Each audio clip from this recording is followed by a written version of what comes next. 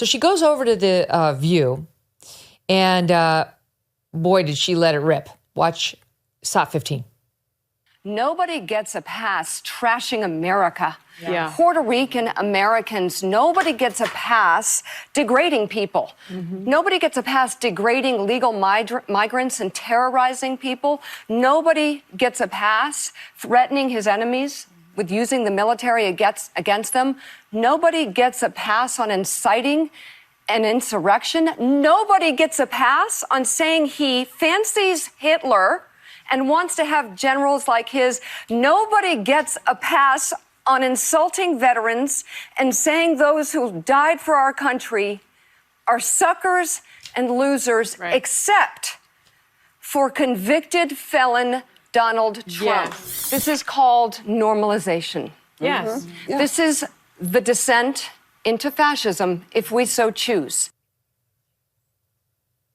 Okay. She says, we're fighting 24/7. We are in crisis. These are the final hours. We need you. We need all of you. We need all of you to vote. Hitler, Hitler, Hitler, Hitler. The descent into fascism. Normalizing January 6th. It's a day of love. I'll say it again and again and again. Normalizing enemy from within. She goes on. She's very focused on abortion. We've got to wake up. And then the defense of poor, sweet Kamala. This is continuing the Michelle Obama argument. Like, we are setting the bar too high. Read between the lines is because she's a person of color and she's a woman. That's what we're doing. Only for her. These impossible standards. We expect her to dazzle us, Michelle Obama said. And here's Mika Brzezinski on how she's done everything we've asked of her. She has the experience, and I don't know why Donald Trump can vomit racism and his supporters clap. Meanwhile, she's asked to do everything in this campaign. In 3 months, she has done everything that's been asked of her and more. And she's trying, with the help of others, to take us away from a very dangerous path. We're on the edge of a cliff. This is the final hour. She's done everything we've asked of her? Like to put two sentences together without sounding dumb, to actually answer questions that are pretty simple. She hasn't done that, Mika. I mean, we've been really following it very closely here. I think I can safely say she hasn't done that. It's a real problem, and it's directly led to her crappy poll numbers and no amount of hysteria on your part. Just take a deep breath, sister, okay? As Hammer used to say, simmer, my dear, simmer. I did not like it when he would say that. So there you go. Anyway, you need to calm down, my friend. So yesterday's claims, today was all about Trump, he's a fascist, blah, blah, blah. Yesterday she was off on abortion, and we're hearing this more and more. You heard the Nicole Wallace clip. The stakes literally are life and death for every woman in America. It's not hyperbole. It's not an exaggeration. And here's what's so sick. Here is what's so sick. Let me tell you, she's talking about abortion. Let me tell you, Nicole Wallace, how are all of your Democrat friends going to be able to run and get their abortions if they've been murdered in the street, if they've been killed on their college campuses by illegals?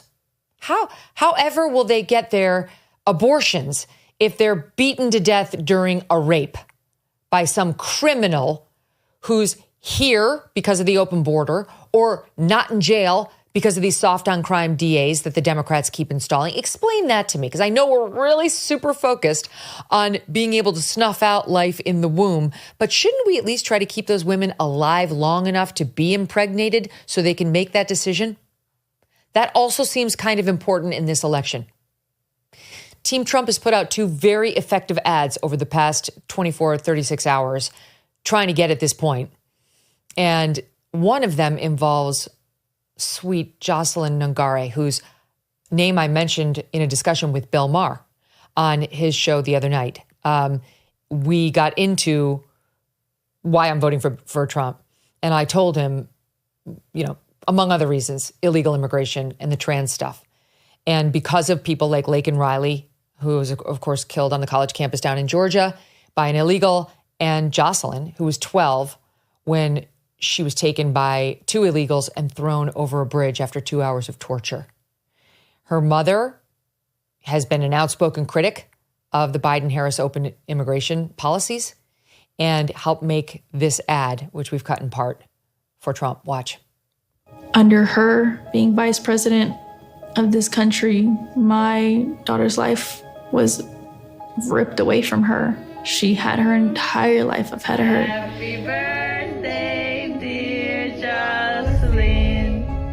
My daughter is 6 feet in the ground based off of policies that she allowed to keep. Kamala Harris did have one job, and she not only failed, not me, she failed my daughter. She failed Jocelyn. You know, she was only 12. President Trump reached out, gave me his sincerest condolences as not a former president, but just as a father, someone who cares. I believe Donald Trump needs to be back in office. I can at least know that my next child will be safe in this country.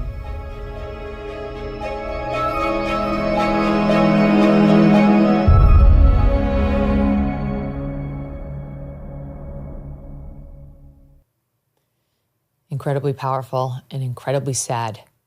And let me replay what Nicole Wallace said on her show. Watch.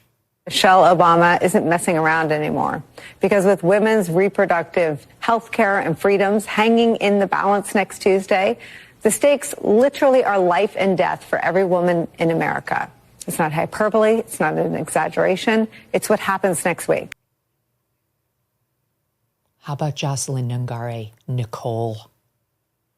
She never got to have the decision about whether she would keep an unplanned pregnancy because she was murdered by two illegals who tied her wrists together and her ankles together and threw her off a bridge at age 12. Okay? Because you're right in the last part of your statement. Women's lives are on the line. But it's not because of reproductive rights. If you want an abortion in America, you can get it. Abortion has gone up, not down, post-Dobbs, which you would know if you would pay attention. Women are getting abortions, a lot of abortions. And they're also dying in the street thanks to illegals committing crimes. Young, beautiful women with promising futures ahead of them. Do we care about Jocelyn, Nicole, Mika? And she's not the only one. Just yesterday, this news hit from Volusia County, Florida. Here's what happened per the sheriff, and we're going to show you the video. 911 got a call from a woman ordering a pizza close to 4 a.m. What the dispatcher quickly figured out was that the caller was actually in danger. It seems to have been a ruse to convince her attacker she was calling a pizza when in fact she was trying to seek help, and she called 911. The police showed up right as the woman was about to get raped. The defendant, who we're about to show you, is Luis Diego Hernandez Moncayo, who was in this country illegally and just applied for asylum the day before this occurred. The day before this occurred. Now he's in jail, charged with attempted sexual battery, battery by strangulation, and false imprisonment with an immigration detainer from the U.S. Border Patrol. Take a look at what happened to this poor woman, thanks to this illegal. Hey. He's trying to rape me. Can you help Get off her now. Help me. Get off her now. Give us the channel. Thank God. Thank God. Don't you fucking move. Don't you fucking move. Come here, dear. Come here. You're good. Do we care about her? Nicole? Do we care about that woman and her right not to be raped in a field by some guy who has no business being in this country? I am sick of the obsessive focus on abortion. If you want an abortion, you can get one in America. It's actually pretty easy. It may not be as easy as it was pre-Dobbs, especially for women in deep red states. That's not a huge news flash, but you can still get an abortion. The women who are walking through the fields, the women who are kids who make stupid decisions to go out and talk to the wrong guy because they still are too trusting, those are the ones we have to worry about. Those are the ones who get surprised by these criminals who have no right to be here. And what Bill Maher said to me was, don't Americans commit these crimes too? And I said to him, that's not the point. We have to deal with the Americans. They have a right to be in this country. We don't have to deal with illegals from Venezuela, like the ones who attacked and killed Jocelyn. Trump will shut down that border. Was his attempt to do so perfect? No, it wasn't.